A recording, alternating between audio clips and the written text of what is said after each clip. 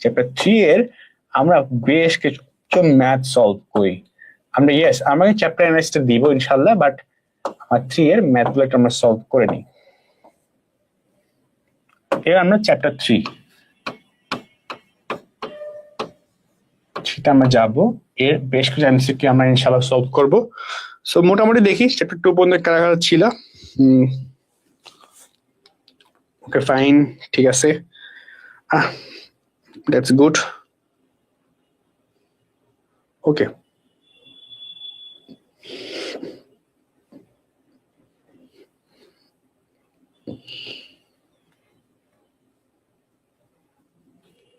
Okay fine, ঠিক আছে। আমরা এবার একটু দেখি যে তোমরা কি অ্যাকচুয়ালি কি বলতাছো।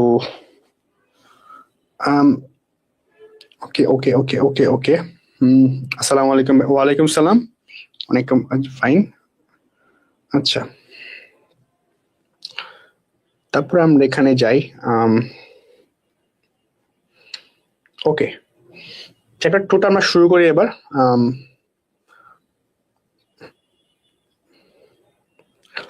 তোমার দেখি এবার তোমার অ্যাকচুয়ালি কি হয়। 3 তে শুরু করি।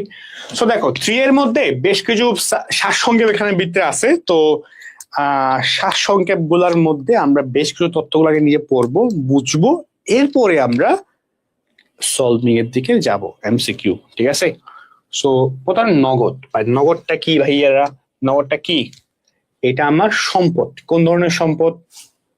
কোন ধরনের সম্পদ? চলতি সম্পদ। প্রথম নগদটা আমার কি? Liquid money. এটা আমার সম্পদ। কোন ধরনের সম্পদ? চলতি সম্পদ, ঠিক আছে। ওকে, তারপর দেখো আন্তঃপ্রবাহ মানে কি আর বহিঃপ্রবাহ মানে কি। যখন নগদ টাকা আসবে, মানে এনিথিং, যে কোনো কিছু থ্রোতে নগদ টাকা আসবে, টাকা বলবো আন্তঃপ্রবাহ। আর যখন নগদ টাকা চলে যাবে আমরা তাকে কি বলবো?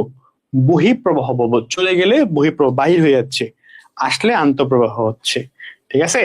ওকে, দেন আমরা এবার তোমার এমসিকিউ তে যাই। এমসিকিউ প্র্যাকটিস গুলাতে আমরা যাই, আমরা দেখি অ্যাকচুয়ালি কি হয়। এখানে ম্যাক্সিমাম কিন্তু এই অধ্যায় মাথায় রাখবা, এই অধ্যায় থেকে না আমি 3 থেকে 4টা এমসিকিউ দেখবো অ্যাকচুয়ালি।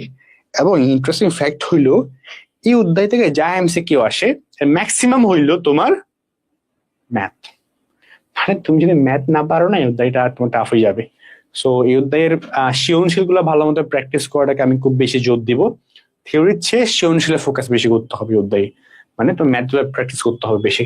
তো প্রথম ম্যাথটা আমরা দেখি ভাইয়ারা কি বলছে। নিটাই দিল, প্রদেয় হিসাব বৃদ্ধি দিল, ওকে ফাইন। মজুদ পণ্য হ্রাস দিল, ওকে। প্রাপ্য হিসাব বৃদ্ধি দিল 10। ইজি ইজি আছে, ইজি আছে। তো আনসারটা কত বললো কি তোমাকে? নিট নগদ প্রবাহ নির্ণয় করো। খুবই ইজি, কিন্তু খুবই জেনুইনলি ইজি একটা কোয়েশ্চেন। কত হবে? ঠিক আছে, ওকে।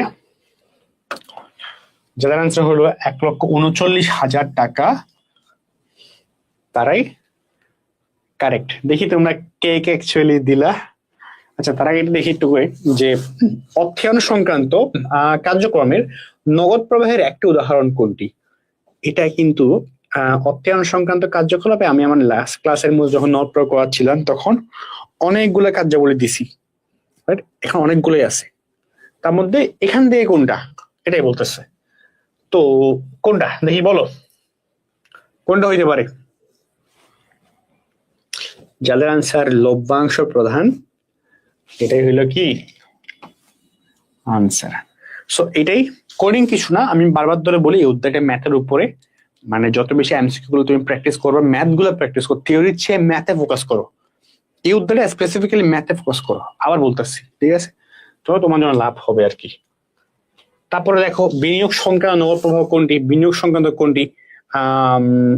এইটা অধ্যায় নিয়ে আমি জানি ম্যাক্সিমাম মানুষ কিন্তু এখানে ডাউটটা হবে, যদি বেসিক এই অধ্যায় নিয়ে আইডিয়া না থাকে বা নলেজ না থাকে, তুমি এই অধ্যায় তোমার অনেক টাফ হয়ে যাবে কিন্তু, টু বি অনেস্ট, ঠিক আছে।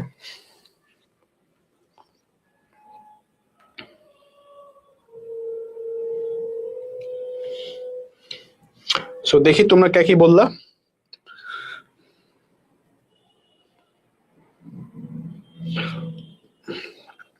তো প্রথমে ইউটিউবে যাই, কে কি বললো একটু দেখি।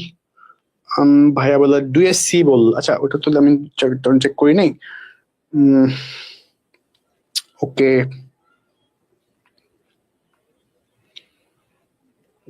ফেসবুকে দেখি তোমরা কে কি বললা এটাতে।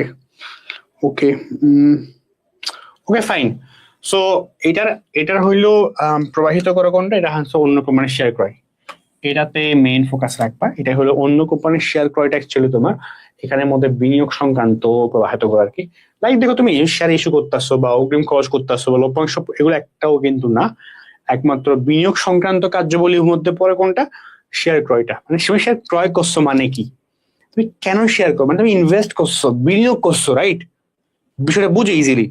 মানে তুমি যখন ইস্যু করো শেয়ার, যখন তুমি সেটা ইস্যু করো তখন তুমি অ্যাকচুয়ালি তোমারে বলো যে ভাই আমার কাছে বিনিয়োগ কর। আর যখন তুমি নিজে শেয়ার ক্রয় করো তখন তুমি নিজে বিনিয়োগ করো। বিষয়টা বুঝলা? এটাই ডিফারেন্সটা,